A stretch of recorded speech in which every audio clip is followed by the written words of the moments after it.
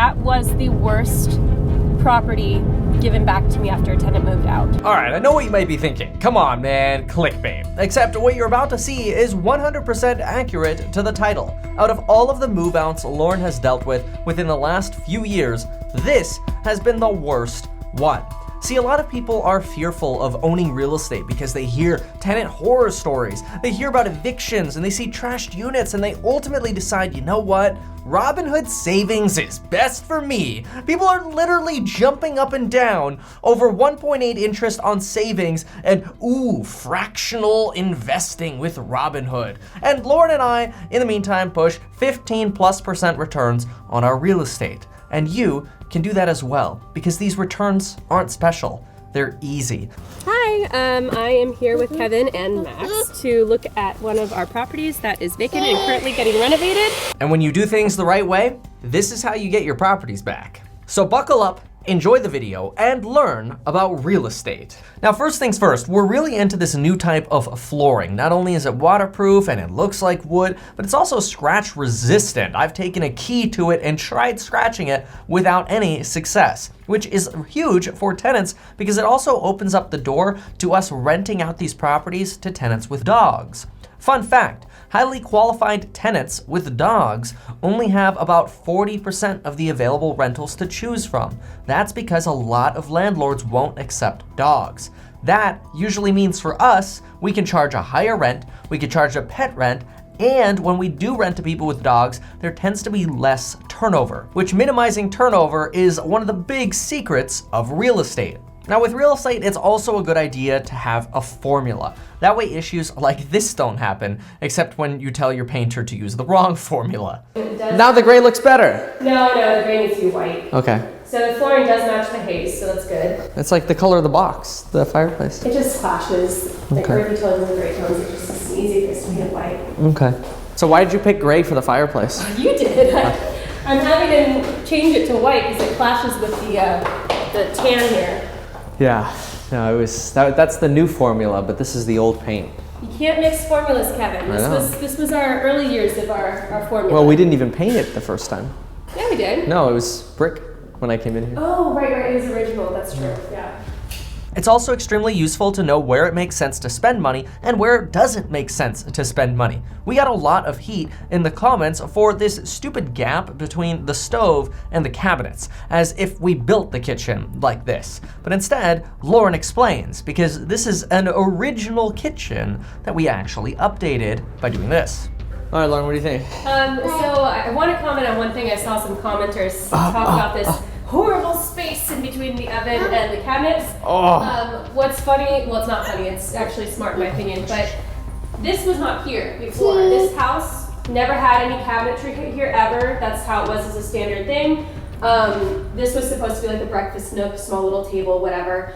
To me, for functionality, it just made sense to go to HT Supplies, get a prefab cabinet piece, plop it in, bed it up against this corner, and then put this faux granite looking thing on top. And that way, it's nice and new and inexpensive. It's nice, new, and inexpensive. The knob is still dirty. Provides a lot more cabinet space, because if you look at the actual cabinet space that this house was built with, it's very small. So yes, there is a gap, but to me it's not worth spending thousands of dollars to actually hire a cabinet maker to butt it up to the oven.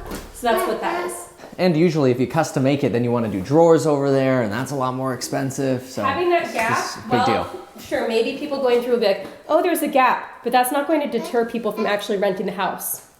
That's right, yeah. Bingo. Now, quick interjection. It's important to know that for most people who buy real estate is just a small side hustle that makes a lot of money. You don't have to sit at a computer every single day, day trading when the stock market opens. You literally buy properties, right? And you turn these into long-term investments. You don't have to deal with selling them, and you build your wealth over time by buying well, renting to qualified tenants, and maximizing your safety by following the principles I outline in the real estate investing course. Check out the link for that down below, as well as the other courses like the do-it-yourself property management course, finance course, or real estate agent sales course. By the way, before I forget, check out what a $6 of black exterior spray paint can do to jazz up your ugly roof. That is, we literally just spray painted the stink pipes coming out and a little bit of the flashing, and in my opinion, it makes a big difference. Obviously, you could be your own judge, but for $6 and 15 minutes of time, I like it. This stove issue gave us some heat in one of our last videos as well, because people thought, why don't we just clean the stove? And I do think it's funny the comments nailing you on you saying, like in the voiceover, they must have used it every day. It's fine, use it a billion times a day. They actually had this stove replaced less than 6 months ago because the original stove that I put in, it just malfunctioned. It was a bummer. One of the burners broke. No, the whole stove just got shot. And the thing was, I was using that same stove because it was inexpensive on every one of our rentals. And now, 5-ish years later, all of them are going out at different times. So then the appliance people are like, this stove was it just was a dud of a stove to choose. Anyway, we chose this less than 6 months ago. It's dirty, it's not filthy, but bottom line is it's supposed to be clean, returned to me, and I have to hire a deep cleaner to clean it. Should that be coming out of the landlord's pocket just because it's small? No, why when it's in the contract would it be our responsibility? It might only be, what, $30 or something? $40, $50? For actually making the Trip here is probably gonna be $75. And I wouldn't imagine it's gonna be more than around 75. Oh, but then she can clean like the filter and stuff like that. I'm too. gonna text her. She's already coming today, so I can ask her to clean the filter underneath too. But I think Lauren well explained that, and Lauren's also pretty accommodating. For example, when I point out some grease stains on the side of the newer cabinetry to the left of the stove, this is what Lauren says. And there's like some grease on the side of the cabinet, is that right? Yeah, I'm not gonna be picky about that. I'm gonna do it for Victoria too. Okay. So in other words, because we're doing a basic cleaning anyway, because of all the dust and debris from the floor change out, we're not going to itemize and charge the tenant for something as minor as a little bit of extra grease on the side of the cabinet. Yep, totally fine. This shelf was not here before. I am going to have it removed, and that will be coming out of their security deposit. Again, they made a change. I don't like it. I think it looks tacky, and that is my right to remove it and put it back the way it was before. That's in the contract. So that removal will be out of their security deposit as well. It's possible that that shelf over there, I told her was okay, so. No way, really? Yeah, but then it's just a big deal, like whatever. Oh, so don't protect it in the security deposit because you told her it was okay? Yeah, why don't you just leave it? Because it's ugly and tacky looking? What, isn't it like extra storage? No, it looks ugly and It's free. It's off center. It's free real estate. No, it's off center. It's ugly and cheap looking. I don't like it. I'd rather have somebody have the option of putting a nicer shelf up there, or if somebody wants to have. But they'd have to ask you for permission. They would, but I don't like it. If it were done properly, like not that it's not done properly, but if it were more attractive, I would keep it. It just looks like, I don't know, like a garage shelf. Well, what about the lighting you got in here? Oh my god, I don't have a boob. I actually think this one was already there before. Oh, we have a boob and a ball. It's like a ball light. You know, you got boob lights and ball lights. We have a ball. We have a decorating Wait, ball. isn't that a boob? Well, without the nipple, yeah. Oh, well, it's got a stained nipple. Yeah. I find it funny though, people get so offended by what really truly is business in following a very structured, detailed lease agreement. And it's not one that I created. This is the California Association of Realtors lease agreement that has a bunch of pre-written stuff that all these lawyers over time have added to it. They're constantly adding to it. It's almost like every time I write a new lease, I see a new section that's been added because probably some lawsuit happened and it was like, oh, that'd be good to put in the lease. So this is not my lease. This is just the standard lease for our state. They did an excellent job. And I want to clarify that this is very normal for me. I always properly price my rentals in addition to having a very nice place to offer. So that attracts good tenants and I highly qualify them. This is very normal for me. The last one that I actually did a security deposit, they were the best in probably at least 5 years. They got all their security deposit back with a thank you card. This is just what's normal. It's rare for me to have this huge destruction of a property because I actually slightly underprice my rentals, maybe about $25, and then I get the cream of the crop for all the good tenants. The windows in our lease agreement clearly say that it was given to you in a clean condition, the windows, tracks, and screens, and that you are required by state law and in the lease agreement to have them returned in the same condition.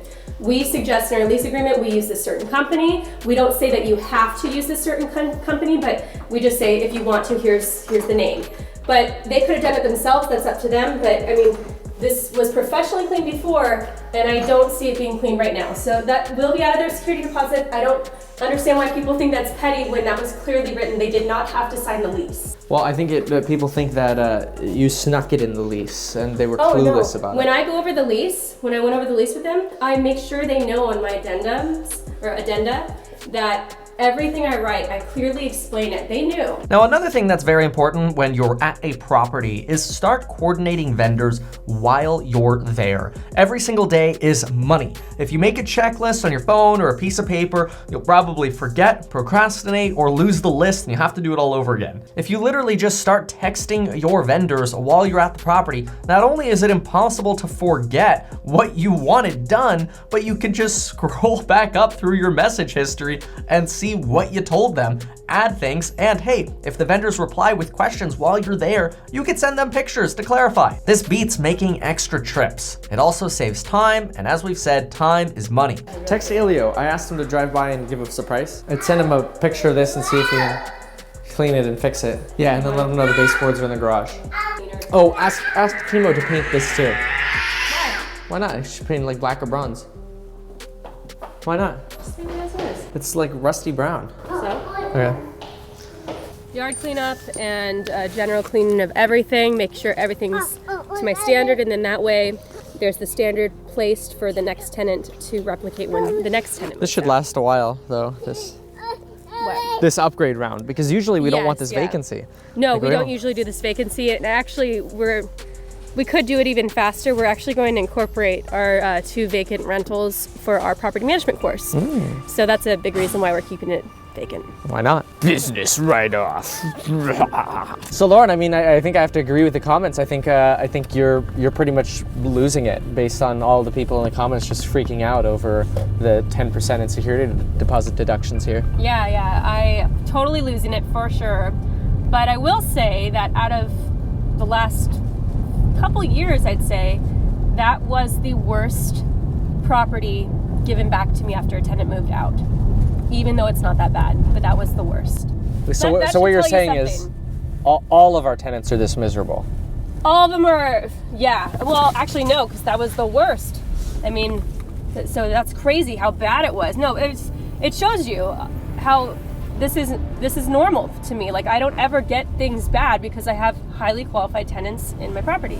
Yeah, I mean, a lot of people seem to think there's no way you could like not lose a ton of money every time a tenant leaves. I think people are like, the security deposit's a drop in the bucket. You're gonna have to spend 10 grand every single time a tenant leaves. I'm very, very thorough about my screening and qualifications of the tenants that I place, and then I'm very thorough about my lease agreements that are standard lease agreements from the California Association of Realtors.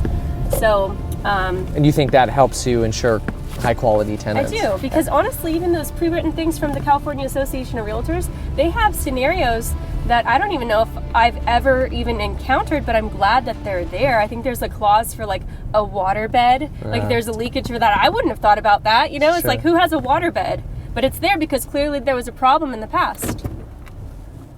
But now, you said you slightly underprice your rentals. Does that mean you're leaving a bunch of cash flow on the table and you're losing money, basically? You're just giving away money. You're charity. No, I'm truly, I'd say by me slightly underpricing the rentals, I'm talking maybe 20, 25 bucks. And then that is just enough of an edge for, you know, when the qualified tenants or prospective tenants are looking on the market to see what's available, they see mine, they see it's good condition. I'm very responsive. I respond very quickly to emails, calling back, setting up showings, everything like that. I'm very quick because, you know, time is money. I got to get it off the market. So no, I don't think I'm leaving cash flow on the table because I'm getting the best tenant. And sure, maybe I could have gotten 20, 25 bucks more and then maybe compromised my tenant qualification a little bit, but I'm truly getting like the best one every time. And I think that's key as to why I have the property given back to me in a really great condition.